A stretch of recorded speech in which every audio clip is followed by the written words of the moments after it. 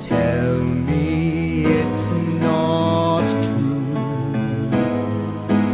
though it's here. Greetings from Castle Goring from Mickey, Aurora, and from me. We have a lot of ground to cover today, so without further ado, I am going to plunge right in. Grace Kelly with 2 E's, so it's not any connection to the late Princess of Monaco, says, in all of this drama, the people of the UK, the British public, big block capitals, are the ones that have been the most vilified, disrespected, and have never been defended against the racism's claims. Meghan claimed the entire UK was racist, and it begins with the press and the monarchy. No one has defended the people, and it's a slap in the face if Harry and Meghan are welcomed with open arms to the coronation, where the public will have to look upon the rich and entitled brats and celebrate them. I think it is the biggest mistake to have them here, and someone needs to stand up for the British people for once. They welcomed her with open arms, big block capitals. Grace Kelly, I couldn't agree with you more. I love everything you said, just as how I love everything I ever heard your namesake say. I have said it before, and I'm going to say it again. I personally think Harry and Meghan should be excluded on the grounds of security. In life, it is good to be diplomatic on occasions. I do not think that people are going to welcome them with open arms. I respect the right of the king to have his own opinion, and I would imagine he respects the right of everybody else to have their own opinion, whether they agree with him or not. In this instance, I would say public opinion should be factored into the equation, but done in such a way that discretion and tact are respected. But we need to remember, Grace Kelly, that not all the British people don't want them here. Just a substantial majority, not even proportion, majority. You know, in life there have to be consequences for your actions. And it does stick in the craw of people when bad behavior is rewarded as opposed to discouraged. It doesn't even need to be punished, but it needs to be discouraged. Farming Girl says, might it be that Harold's damage was such that it couldn't be repaired, and he himself chose a path that worsened his damage? Farming Girl, I think that's a very astute observation. You know, my experience of life has been that what really satisfies people is when their core is nurtured. If you have a damaged core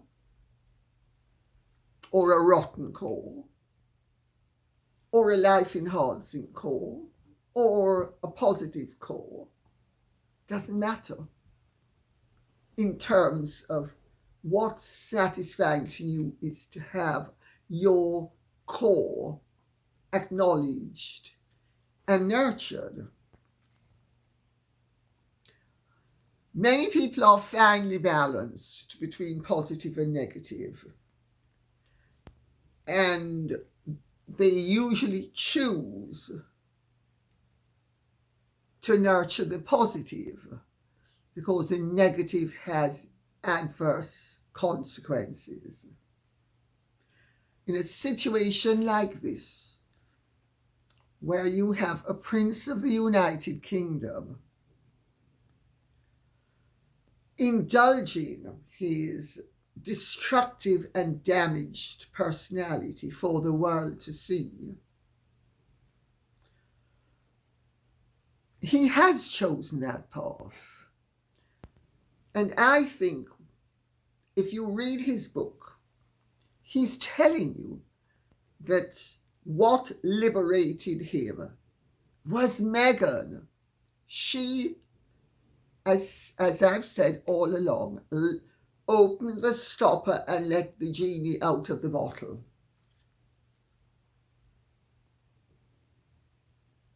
Could his damage have been repaired? Well, you know, many people have a lifelong struggle. That's what organizations like Alcoholics Anonymous are all about. Some people opt to adhere to the struggle, and with the passage of time, their positive side becomes more pronounced and nurtured, and their negative side becomes less demanding of their attention.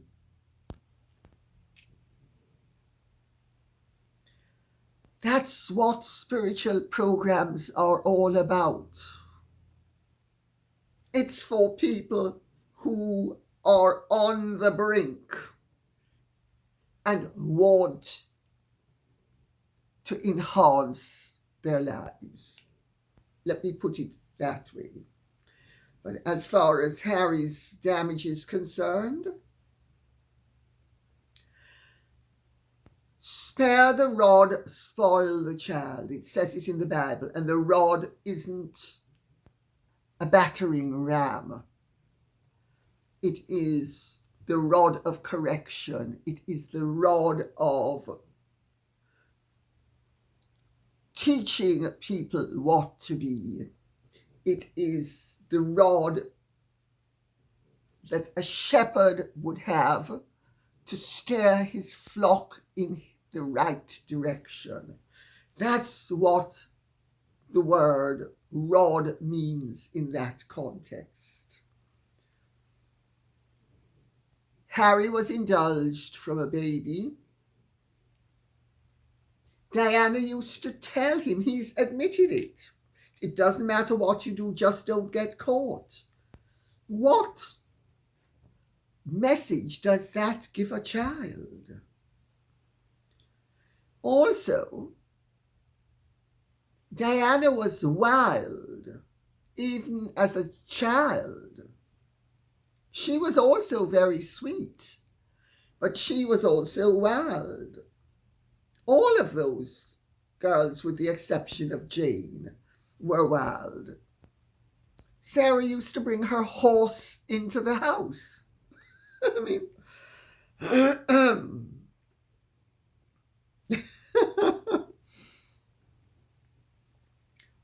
with that degree of self-indulgence and that degree of entitlement, that you are so special that you can do what you want, irrespective of the circumstances or surroundings.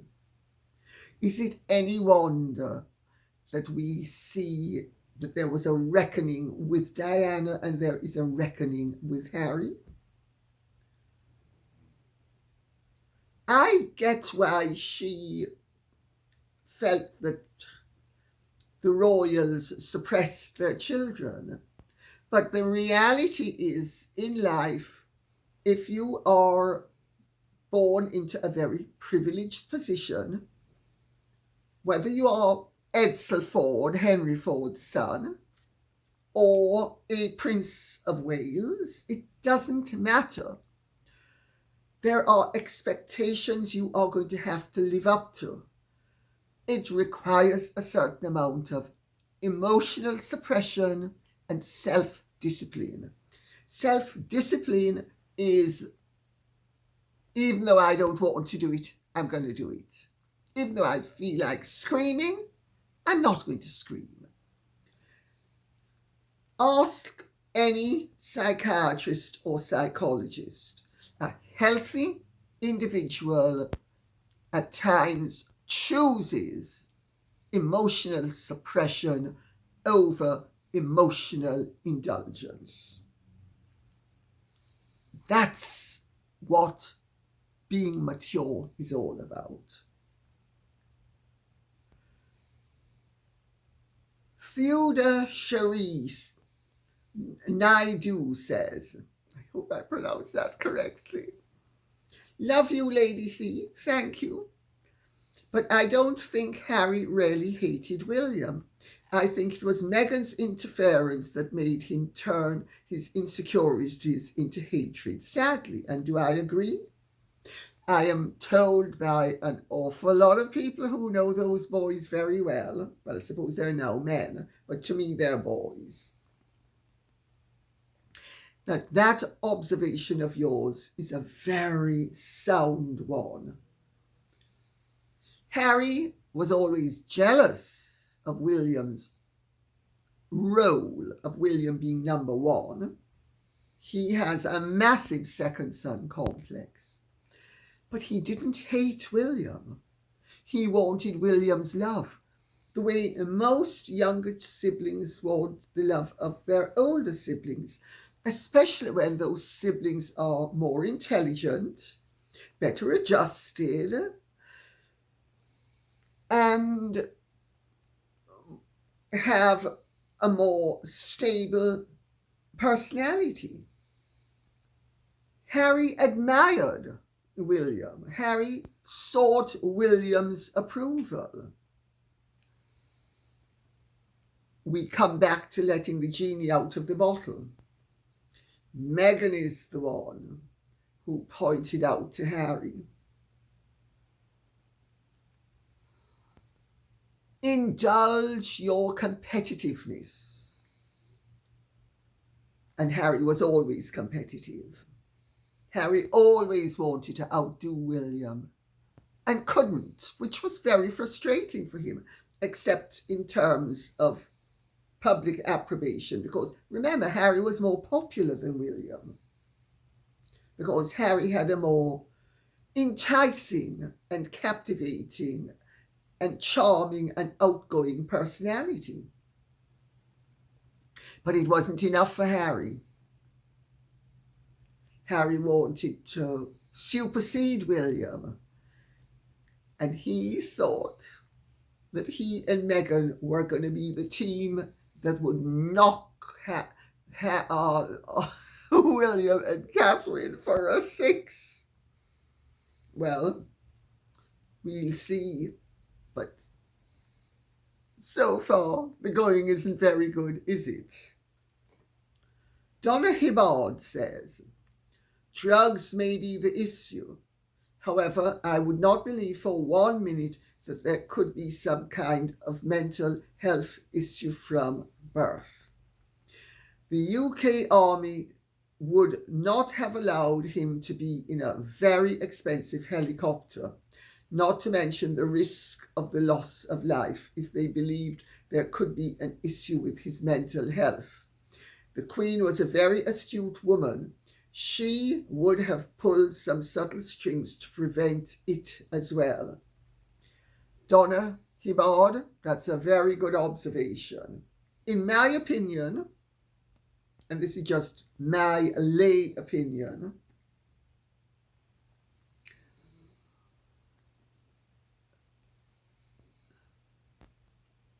it's being very generous to say that Harry might have been born damaged. But we can't rule the possibility out entirely.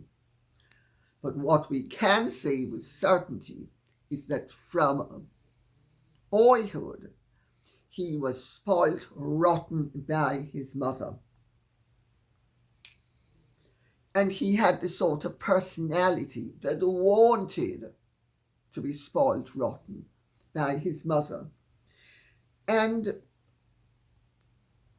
of course, the loss of his mother has been a huge factor in his life.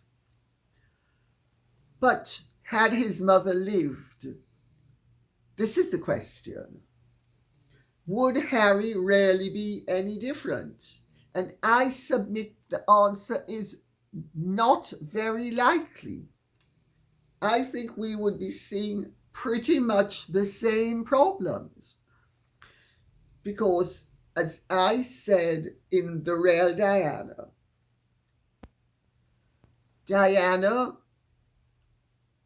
her attitude where Harry, well, in fact, where both those children were concerned, she was very loving. She could be great fun. Her discipline was erratic. She brought them up in turmoil. So there was always going to be underlying issues. And Harry's personality was set, in my opinion, when he was a little boy. I think what we are seeing is the results of a spoilt brat. But I cannot entirely rule out the possibility that people like Harry and my mother did not have some propensity, whether it was genetic or from birth. I don't know. And I'm going to tell you something that my mother's aunt, who was just a little bit older than she was, told me when my mother died. She said, you know, Georgie, baby Gloria, which is what they used to call her when she was a little girl, baby Gloria always had something slightly wrong with her. And she told me of an incident that happened when Mummy was a little girl, where she was being made to go to rest, because every afternoon we all had to go and rest. That's what the nannies made you do. And she didn't want to go. She didn't like resting. And she tore off all her clothes. It's created a monstrous hysterical scene in front of all the servants. And Mimi, which was what I called my Aunt Pauline, said that Mummy was always slightly odd, even as a baby. Harry was always slightly abrasive, loving. Evidently, my mother as a little girl could be very loving as well. People like that are often endearing, but are they born? Is it nurture or is it nature? I don't think anybody knows. And until we know, we need to keep our minds open to the possibility that there are aspects of their being that they can't help, but there are aspects of everybody's being that everybody can't help. You know, each of us has propensities that are beyond our control. What is not beyond our control is how we deal with them. That's called being well adjusted. That's called being mature. That's called being healthy. And I actually agree that Harry would not have been let into the army had he displayed any overt signs of mental ill health. So I agree with that. That doesn't mean that he didn't have problems with adjustment that the army didn't see. Eileen Seacrest says, "Dear Lady C, this situation reminds me of the case of actor Charlie Sheen when he was on his winning tour. His father, actor Martin Sheen, did not avoid questions about his son, whom he loved dearly. He was very upfront about his son's addiction to drugs and blamed his behavior exactly where it belonged, on the drugs. If Harry's problems are with drugs, and I have not read the book, but I understand he admits both past and current drug use, then King Charles can speak out on these issues without fear of repercussions, and the public will understand. They will particularly understand if a loving father shows his concern about his child who is in harm's way, and the fact that he does not want to make it worse. Of course, he will get naysayers as well, but I think that it serves a lot of purposes to stop hiding the issue, which they seem to have done for years, and face it head on." Well, Eileen Seacrest, I'm sort of in agreement with you. I do understand that every human being is entitled to privacy, and that no decent or responsible person outs someone. However, if that person who is harming others has outed himself and his behavior is sufficiently damaging that it requires agreement with his confession, I don't see any harm in acknowledging the real issue. In fact, I would have said that it might set, as far as the royals are concerned, a dangerous precedent, in that once they start to explain on one issue, they have to continue explaining on other issues. So I can see their reluctance. But I do think that they have many avenues open to them whereby they can actually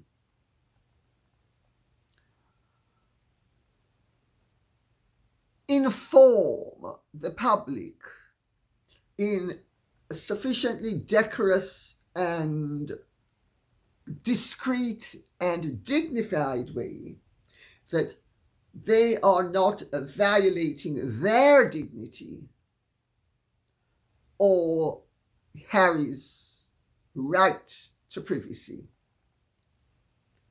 They can go with what he's admitted.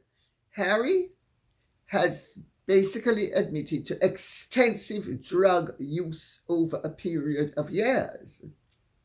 Now, I speak as the daughter of an alcoholic who died of alcoholism and to her dying day didn't acknowledge she was an alcoholic. Harry, in his book, makes it absolutely clear. He actually states that he uses drugs to self-medicate. He states it, not in those exact words, but as boldly as that.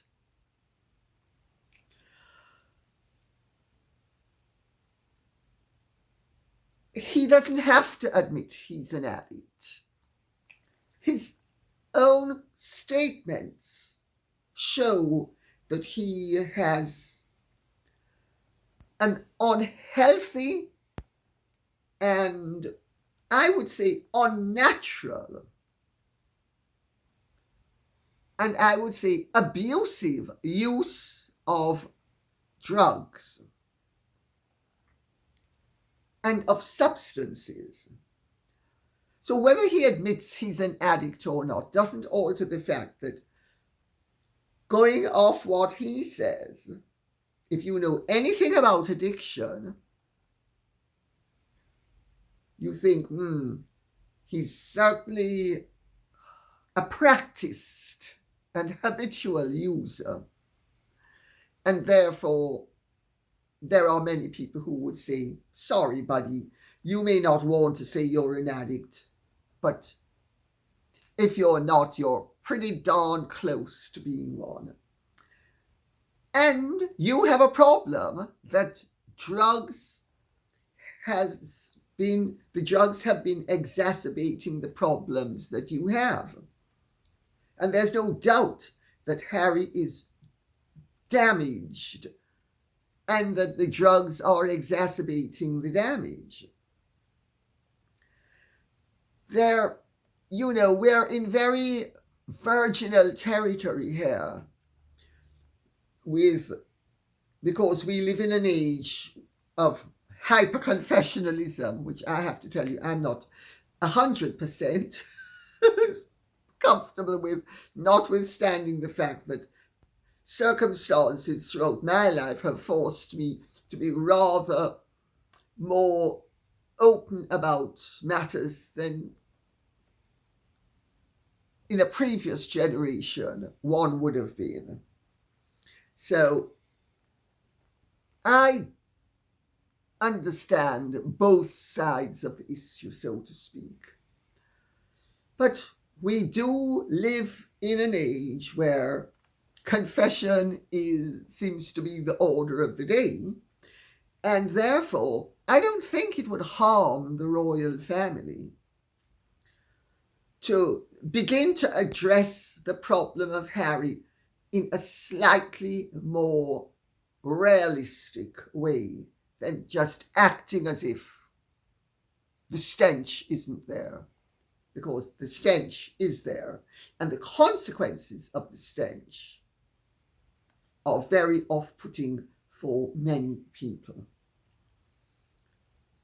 It's a difficult situation, but that's my personal opinion. No one in particular says, how come Harry's damage didn't manifest seriously until his father said no to half in, half out as a royal? Harry was so happy, smiling with William and Catherine, as seen in all the videos of the past. Is this manifestation a combination of drugs, quack therapy, and manipulation by others? No one in particular. I love your observations and your question. Well, it's not his father who told him he couldn't be half in, half out. It was his grandmother. And that's when, all of a sudden, all of Harry's pain became monetized and the royals became these monsters, because until then there was no question of the royals being monsters and the royal way of life being terrible, because Harry and Meghan wanted to be half in, half out. They wanted to go to America and, as they said, earn money, or they called it financial independence. But they wanted to be half in, half out. And you're absolutely right.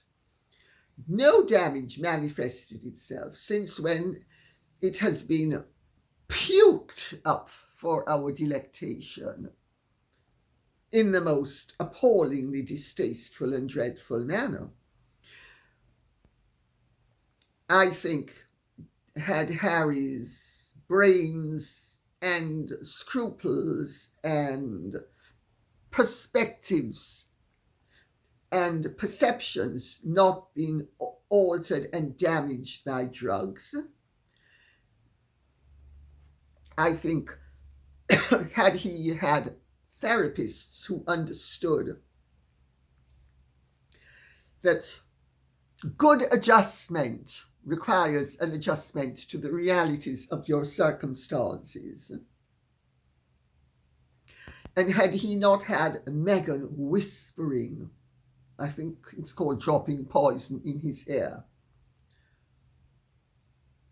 I think none of this would be happening. We all have issues. We all have bugbears. We all have problems. I don't know anybody who doesn't. I mean, if you do, you're really lucky. But I don't know anybody who doesn't have issues.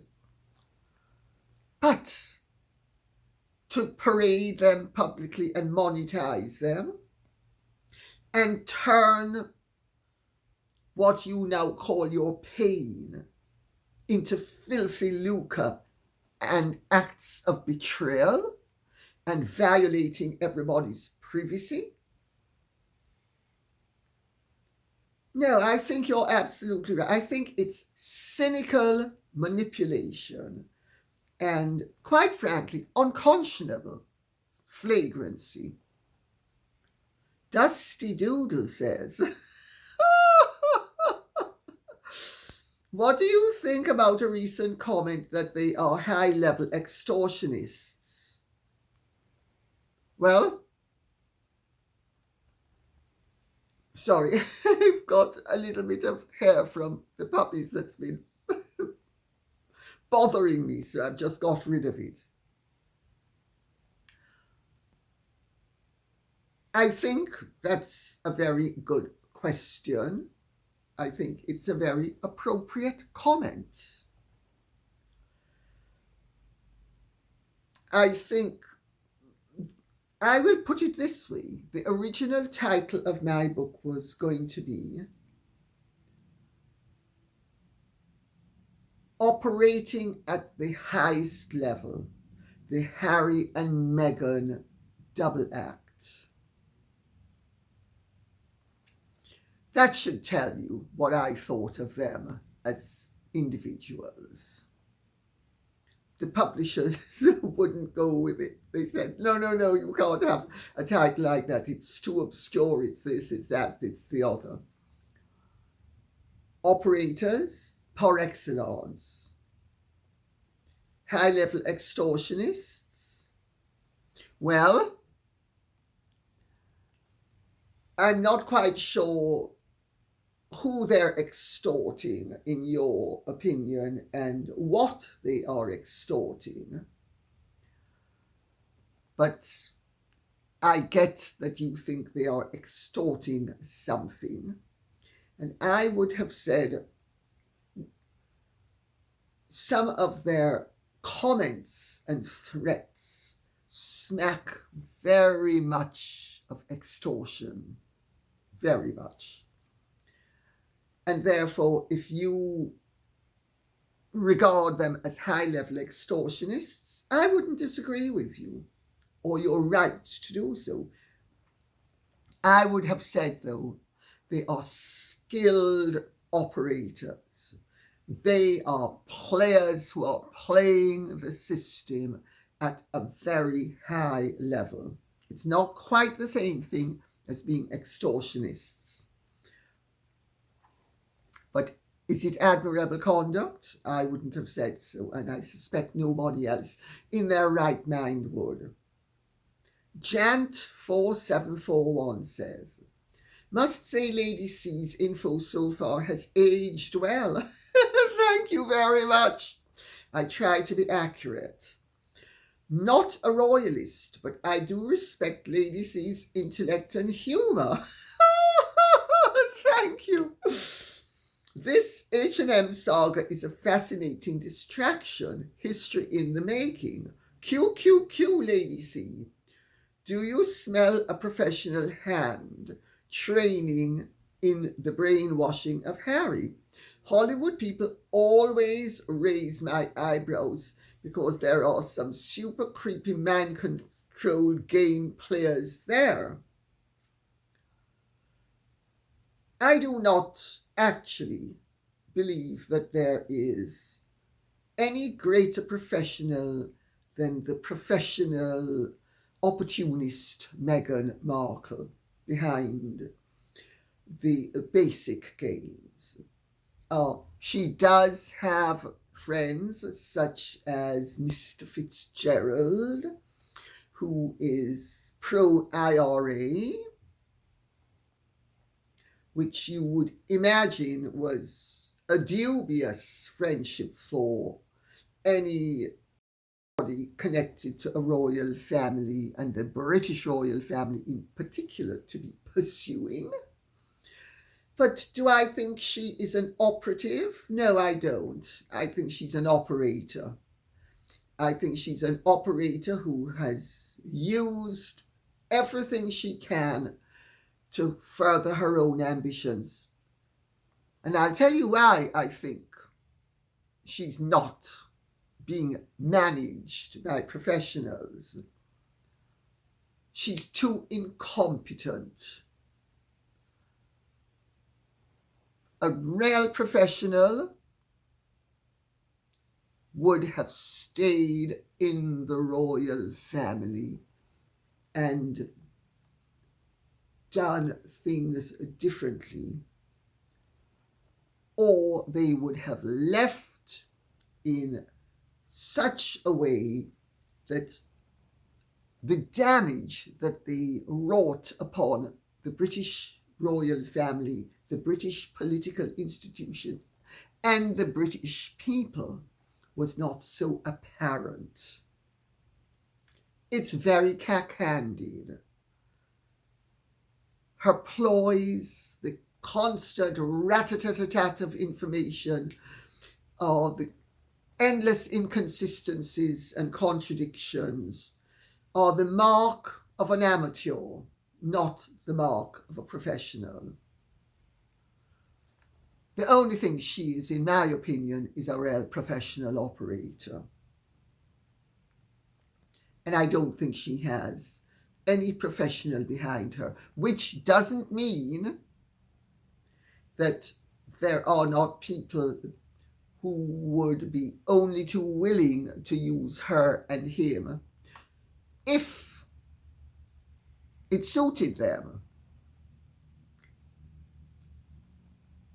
But she and he will allow themselves to be used by people as long as they are in the public eye, the forefront of the public's mind, and making money. So it's crass opportunism par excellence. Lynn Collingham says, Harry is a self-proclaimed drug addict for the past 25 years. It is my understanding that recovering addicts are advised by professionals to take responsibility for their actions, even if they were under the influence, as they are the ones that chose to put that substance into their body. Also, family members are advised to cut the addict out of their lives until they are willing to admit that they have a problem and are willing to get help. Why does this not apply to this situation? What is the difference between Harry blackmailing the royal family and an addict stealing from an elderly parent? Well, one difference that springs to mind, Lynn Collingham, is that an unknown addict stealing from an elderly parent, if they are exposed, it's not going to be in front of the whole world. It might be locally. That's one difference. Another difference is that, in fact, at least in my experience, the advice you are given isn't to sever ties, but that if you wish to sever ties, you are well within your rights to do so. But if you wish to continue having a relationship with the addict, you do so with the understanding that there are certain pieces of baggage, let's put it that way, that go along with relating to an addict. Harry, I do not think, has admitted to being an addict for 25 years. Oh, this is ground that we're not actually revisiting because we have, to an extent, covered it earlier on today. I did not read that he considered himself an addict. I read that he is happy to let everybody know of his extensive drug taking, but he doesn't consider himself an addict. And I made the point of, with my mother, she died of alcoholism. Her death certificate says cirrhosis of the liver due to alcoholism. Yet when she was dying, she was telling everybody oh my dear, yes, cancer runs in the family, you know. Oh, Marjorie, that was her sister, she died of cancer. My son Mickey, he died of cancer. Cancer runs in the family. I have cancer of the liver. And my sisters and I would just sit down there and yeah. But what's really interesting is that on some level, she was ashamed of being an alcoholic. She was ashamed that she was dying of alcoholism. So she lied and said she was dying of cancer instead. And we didn't blow the whistle on her. We just let her ramble. Dealing with addicts is very difficult. I can see that the whole situation with Harry is getting sufficient of an airing as well as of a herring that there will soon be the public acceptance of the fact that Harry's problems are due to drug and drink, and anything else is by the by. Because Harry isn't the only person who lost his mother when he was 12. Many people have lost a parent and didn't end up taking drugs and resorting to drug and drink. So let's put it that way. But the royal family has a right, each person involved with an addict has a right to handle his or her relationship with that addict as he or she sees fit. It's not up to anybody else to tell somebody in that situation what he or she should be doing. That's my take on it. We need to have respect for people's rights to make their choices and make their own mistakes.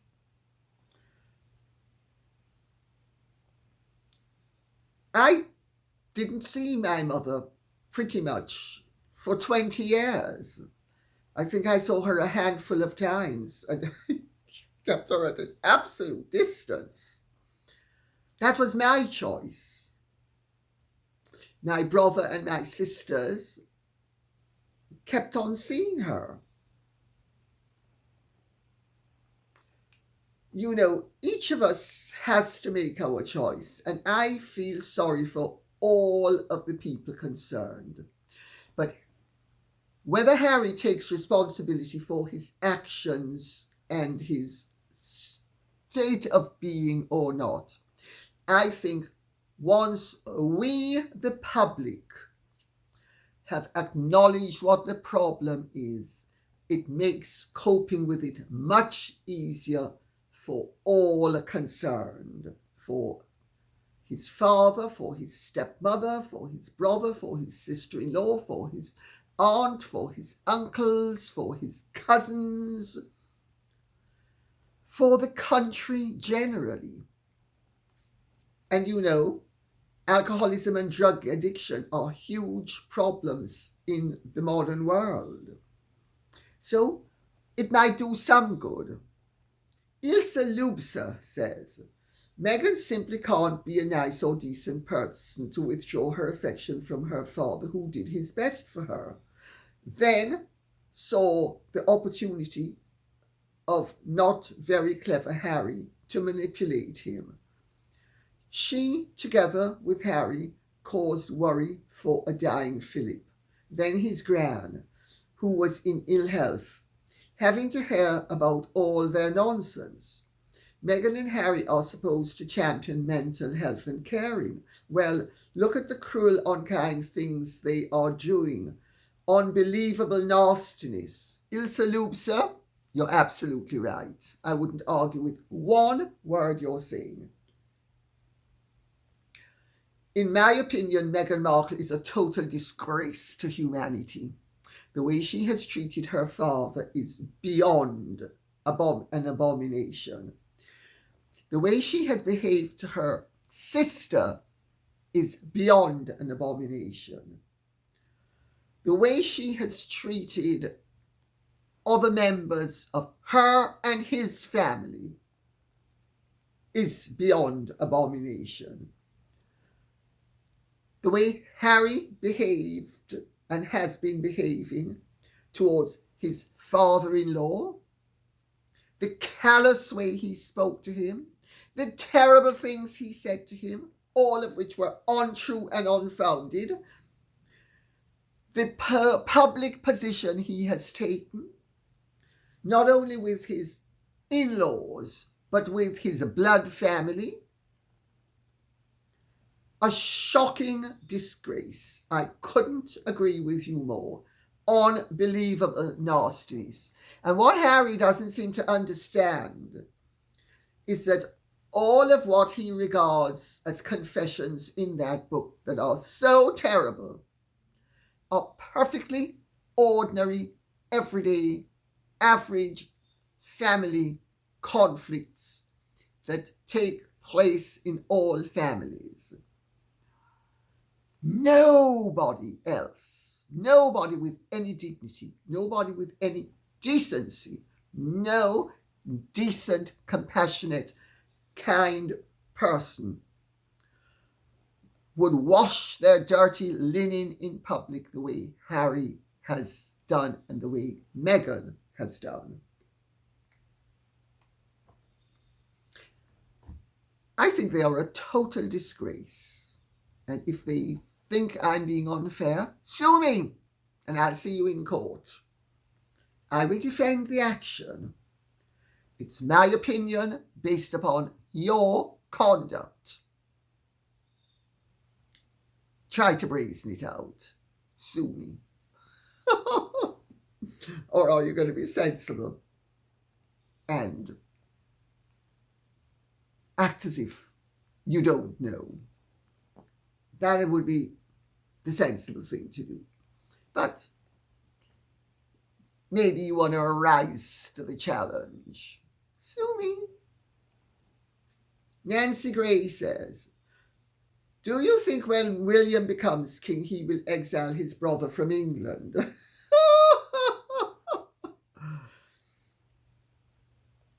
Harry is already exiled from England, and Harry has already made it absolutely clear that he has no intention of returning, which is just as well, because nobody wants him back here, except maybe his avid followers. But nobody wants him back here. Harry is a stench, a stinker that is best left way across the ocean.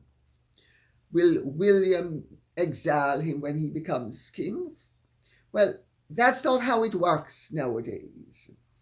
William doesn't have the power to exile anybody to a foreign country who is a citizen of this country. We are a constitutional monarchy governed by laws. But Harry has already gone into voluntary exile and will doubtless stay there. And if he doesn't, and he makes the mistake of coming back to live in this country, unless it is without Meghan and with the AA symbol or the 12-step program symbol or the NA symbol stamped on his forehead for all to see, like the mark of honor that it would be. Nobody's going to want to have a thing to do with him. Harry has already been approaching friends of his in this country to pick up back, and most of them, my understanding is, have spurned his advances. Nobody likes to see anybody trash people publicly the way he has done. And it was for money. It wasn't to defend himself. Nobody was attacking him. It was for money. And people don't like it. So I think Harry is already in exile, and I think he's likely to remain in exile forever. If he and Meghan get divorced, or if something else should happen to her,